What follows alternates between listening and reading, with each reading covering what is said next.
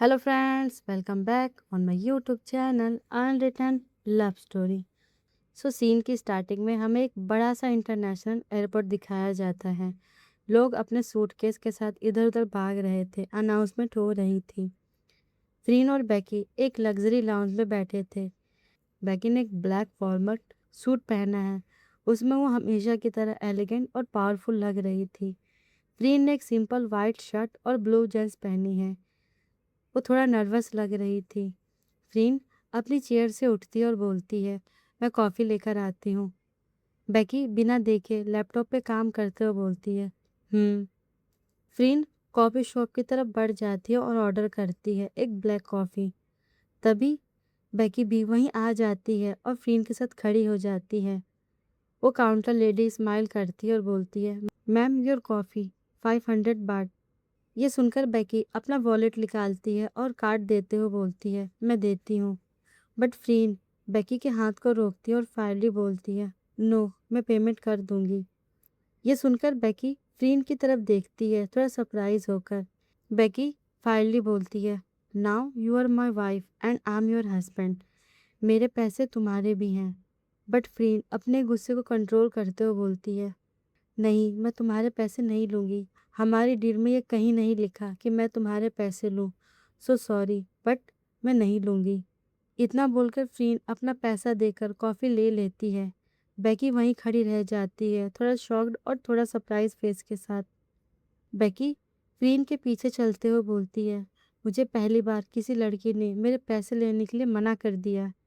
फ्रीन अपनी कॉफ़ी का एक सिप लेती है और बिना बेकी की तरफ देखते हुए बोलती है, यू नो व्हाट बेकी, अपनी गर्लफ्रेंड वाली मेंटेलिटी निकाल दो अपने दिमाग से, क्योंकि आप अब तक मेरी तरह की लड़की से नहीं मिली हो और हर लड़की पैसे के पीछे नहीं भागती। ये सुनकर बेकी कुछ नहीं बोलती, बस फ्रीन को देखती है। उसके आंखों में कुछ नया था। कुछ देर में उनके फ्लाइट का अनाउंसमेंट होता है। दोनों अपनी सीट से उठते हैं और एयरप्लेन में जाने लगते हैं। एयरप्लेन के अंदर आकर दोनों अपनी सीट पर बैठते हैं। फ्रीन विंडो सीट पर बैठी थी, बेकी उसकी साइड में। फ्रीन बेकी की तरफ देखती है और बोलती है, हम वापस कब आएंगे वहाँ से। बेकी अपने लैपटॉप को दोबारा से ओपन करती है और कैजुअली बोलती है, वहाँ मेरी और भी कंपनीज है।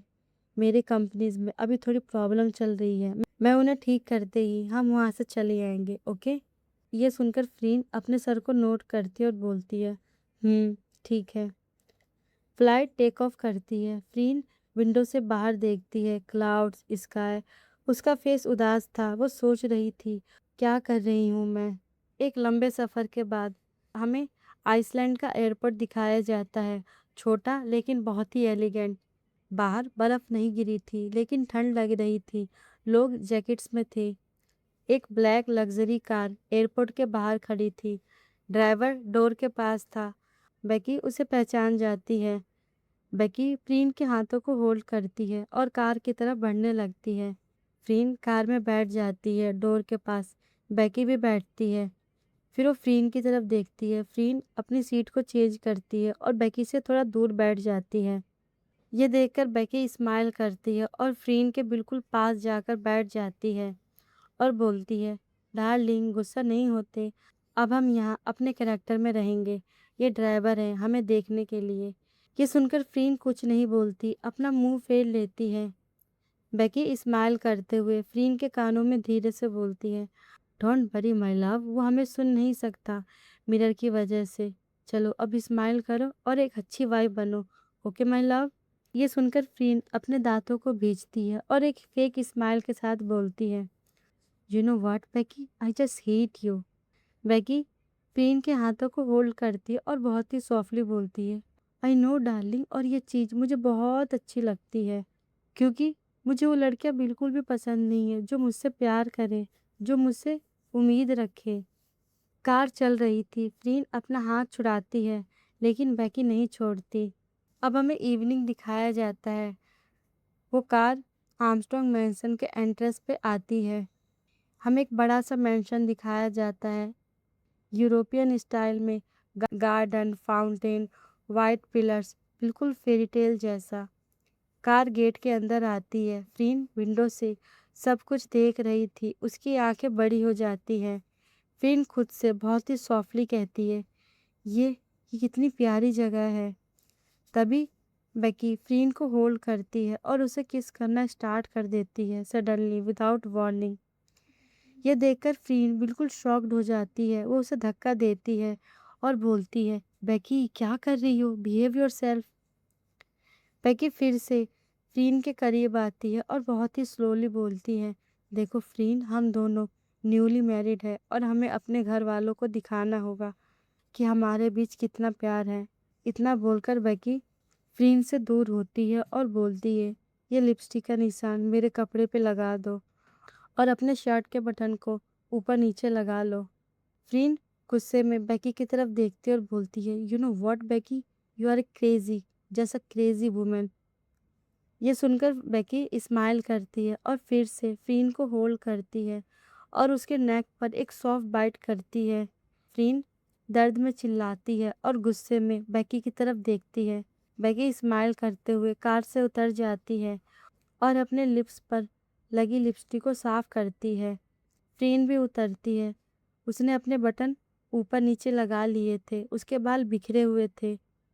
फ्रीन आगे देखती है। सामने खड़ी थी मिसिस आर्मस्ट्रॉन्ग, बेकी की mom, elegant, sharp eyes, arrogant. उसके साथ खड़ी थी Lisa, beautiful, long hair, soft eyes, simple white dress, बिल्कुल परी जैसी। फ्रीन खुद से ही बोलती है, तो यही है लीजा, बेकी की फियांसे। ये तो बहुत ही ब्यूटीफुल है। बेकी ने इसे क्यों मना कर दिया? मैं होती तो मैं इसे कभी भी मना नहीं करती।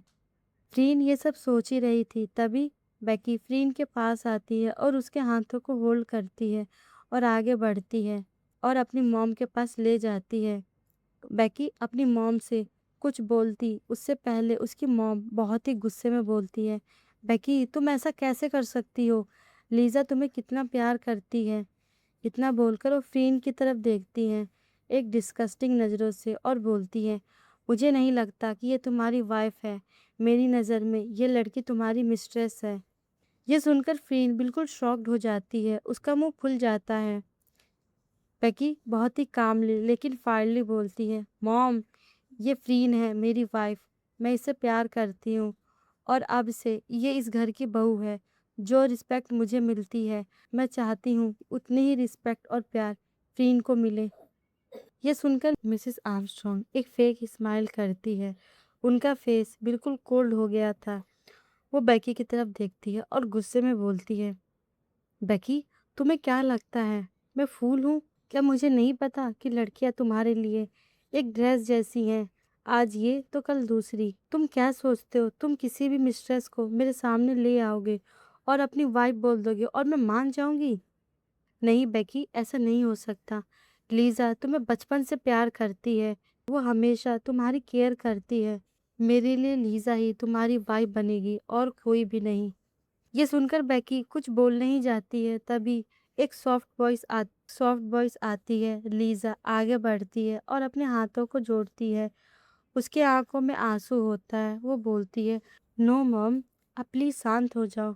बेकी जिसमें हैप्पी है मैं उसी में हैप्पी हूँ। अब फ्रीन को एक्सेप्ट कर लो। ये सुनकर मिसिस आर्मस्ट्रॉन्ग चिल्लाकर बोलती है, नो, मैं कभी भी इस लड़की को एक्सेप्ट नहीं करूँगी, नेवर एवर। इतना बोलकर वो जाने लगती है। तभी अंदर से बेकी के स्टेप फादर आते हैं। उनके फेस पर स्माइल थी। वो बेकी को देखकर स्माइल करते हुए बोलते हैं, बेकी तुम आ गई, अच्छा लगा तुम्हें देखकर। बेकी रिस्पेक्टफुली फ्रीन के हाथों को होल्ड करती है और अपने डैड के पास ले जाती है और बोलती है, डैड ये फ्रीन है मेरी वाइफ, हम दोनों एक दूसरे से प्यार करते हैं। ये सुनकर बेकी के डैड कुछ देर तक चुप रहते हैं। फिर वो फ्रीन की तरफ देखते हैं और फिर बेकी की तरफ।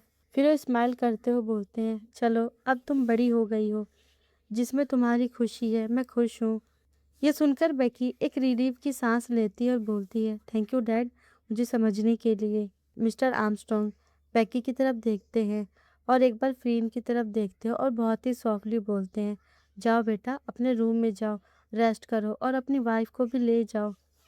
ये सुनकर बेकी फ्रीन की तरफ देखती है और उसके हाथों को होल्ड करती है और स्माइल करते हुए बोलती है, चलो फ्रीन अपने रूम में चलते हैं। बेकी फ्रीन को रूम में ले जाती है।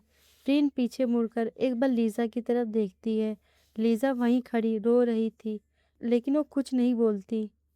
अब हमें बेकी का रूम दिखाया जाता है। एक बहुत ही बड़ा सा रूम, मास्टर बेड। फ्रीन रूम में आकर थक कर बेड पर बैठ जाती है।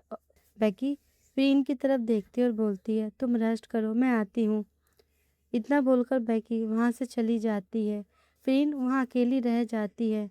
तभी डोर ओपन होता है। एक मेड अंदर आती है जिसका नाम था डेजी। फ्रीन उस मेड की तरफ देखती है और बोलती है, तुम कौन? डेजी बोलती है, मैम मैं आपकी मेड हूँ। फ्रीन ये सुनकर फ्रीन डेजी की तरफ देखती है और बोलती है, नहीं मुझे मेड की ज़रूरत नहीं है, तुम यहाँ से जा सकती हो। डेजी अपने हाथों को जोड़ती है और रोते हुए बोलती है, मैम प्लीज़ मुझे रख लो, मुझे पैसे की बहुत ज़रूरत है। अगर आपने मना कर दिया तो मुझे जॉब से निकाल दिया जाएगा। फ्रीन डेजी को देखती है। उसकी आंखों में सच्चाई थी। उसे अपनी याद आती जब वो भी बेबस थी। फ्रीन सॉफ्टली बेड से उठती है और बोलती है, ठीक है तुम रहो मेरे साथ। ये सुनकर डेजी स्माइल करती है और अपने आंसुओं को साफ करती है और बोलती है, thank you ma'am, thank you so much. मैं जल्दी से शावर रेडी करती हूँ। इतना बोलकर डेजी बाथरूम की तरफ भाग जाती है। कुछ देर बाद फ्रीन शावर से बाहर आती है। उसने एक सिंपल नाइट सूट पहना था। उसके बाल गीले थे। डेजी बेडशीट बदल रही थी। फ्रीन बहुत ही सॉफ्टली बोलती है, डेजी रहने दो, मैं खुद कर लूँगी, तुम जाओ रेस्ट करो। डेजी थोड़ा सा हेजिटेट करती है और अपने सर को नोट करती है और बोलती है, ओके मैम, बट कुछ चाहिए तो मुझे बता देना। इतना बोलकर डेजी वहाँ से चली जाती है। तभी फिर से फ्रीन के रूम का डोर खुलता है तेज झटके से। मिसिस आर्मस्ट्रॉन्ग अंदर आती है गुस्से में। उनकी आंखों में आग दिख रहा था। फ्रीन अपने बेड से उठ जाती है और बहुत ही रिस्पेक्टफुली बोलती है, हेलो आंटी, आपको कुछ चाहिए? मिसिस आर्मस्ट्रॉन्ग एक कोल्ड वे में बोलती है, कॉल मी मैम, मैं तुम्हारी आंटी नहीं हूँ, समझी? फ्रीन एक डीप ब्रीथ लेती है और बोलती है, ओके मैम, क्या बात है बताइए। मिसिस आर्मस्ट्रॉन्ग आगे बढ़ती हैं और बोलती हैं, सुनो लड़की, तुम मेरी नज़र में एक मिस्ट्रेस हो और कुछ भी नहीं। ये सुनकर फ्रीन का गुस्सा बढ़ जाता है, लेकिन वो खुद को कंट्रोल करती है और फाइनली बोलती है, बेकी और मैं एक दूसरे से प्यार करते हैं। आपके लिए बहुत अच्छा होगा कि आप इस शादी को एक्सेप्ट कर लें। यह सुनकर मिसिस आर्मस्ट्रॉन्ग गुस्से में अपने हाथों को उठाती है फ्रीन को मारने के लिए। तभी बेकी पीछे से आकर उनके हाथों को होल्ड करती है हवा में। बेकी की आंखों में भी गुस्सा था। वो चिल्लाते हुए बोलती है, मॉम वो मेरी वाइफ है, डैड ने ये बात मान ली है, आप भी समझ लो, आपके लिए अच्छा होगा। मिसिस आर्मस्ट्रॉन्ग एक बार बेकी की तरफ देखती है और फिर फ्रीन की तरफ देखती है और फिर बेकी की तरफ देखती है और बोलती है, मैं इस लड़की को कभी भी तुम्हारी वाइफ नहीं मानूंगी। मैं भी देखती हूँ कि तुम इस रिश्ते को कब तक निभाती हो। मेरी नज़र में ये लड़की एक मिस्ट्रेस है, सिर्फ एक मिस्ट्रेस और कुछ भी नहीं। ये सिर्फ तुम्हारे साथ पैसों के लिए है, मेरी बात ध्यान रखना। ये सुनकर बेकी भी गुस्से में बोलती है, मॉम आप प्लीज़ चुप हो जाओ। मैंने बोला ना कि फ्रीन से मैंने शादी कर ली है, आप ऐसा कैसे बोल सकती हो? मैं फ्रीन से प्यार करती हूँ और मरते दम तक उसके साथ रहूँगी। सुना आपने? ये सुनकर मिसिस आर्मस्ट्रॉन्ग बेकी को घूरती है, फिर फ्रीन को, और फिर बिना कुछ बोले वहाँ से चली जाती है। रूम में बिल्कुल सन्नाटा हो जाता है। फ्रीन गुस्से में बेकी की तरफ मुड़ती है और बोलती है, मुझे यहाँ से जाना है, मैं यहाँ एक सेकंड और नहीं रह सकती, चाहे मुझे जेल हो मुझे चलेगा, बट मैं यहाँ तुम्हारे साथ इस घर में नहीं रह सकती। उस कॉन्ट्रैक्ट के मुताबिक मैंने डील तोड़ी तो मुझे जेल होगी, ठीक है मैं जेल में रह लूँगी। इतना बोलकर वो बेकी के सामने आती है और उसकी आंखों में देखती है और बोलती है, मैं तुम्हारे डैड को सब सच बता दूंगी, वो अच्छे इंसान हैं, वो मुझे यहाँ से निकालने में हेल्प करेंगे और तुम लीजा से शादी करो और खुश रहो। इतना बोलकर फ्रीन डोर की तरफ बढ़ती है। बेकी बहुत ही कोल्ड वे में बोलती है, अगर इस रूम से बाहर एक कदम रखा तुम अपनी मॉम और डैड को दोबारा नहीं मिल पाओगी। ये सुनकर फ्रीन रुक जाती है। वो पलटकर देखती है। उसके आंखों में डर और गुस्सा दोनों था। फ्रेंड बेकी के पास आती है और उसके कॉलर को होल्ड करती है और बोलती है, मेरी मॉम और डैड के साथ तुमने क्या किया? अगर उन दोनों को कुछ भी हुआ तो मैं तुम्हें जान से मार दूंगी, समझी? ये सुनकर बेकी कुछ नहीं बोलती। वो बस फ्रीन की तरफ देखती है कामली। उसके फेस पर एक सॉफ्ट स्माइल आती है। बेकी बहुत ही सॉफ्टली बोलती है, कुछ नहीं होगा उन्हें, अगर तुम मेरी बात मानोगी और अच्छी वाइफ की तरह रहोगी मेरे साथ। ये सुनकर फ्रीन चिल्लाते हुए बेकी से बोलती है, मेरे मॉम डैड कहाँ हैं, बताओ मुझे।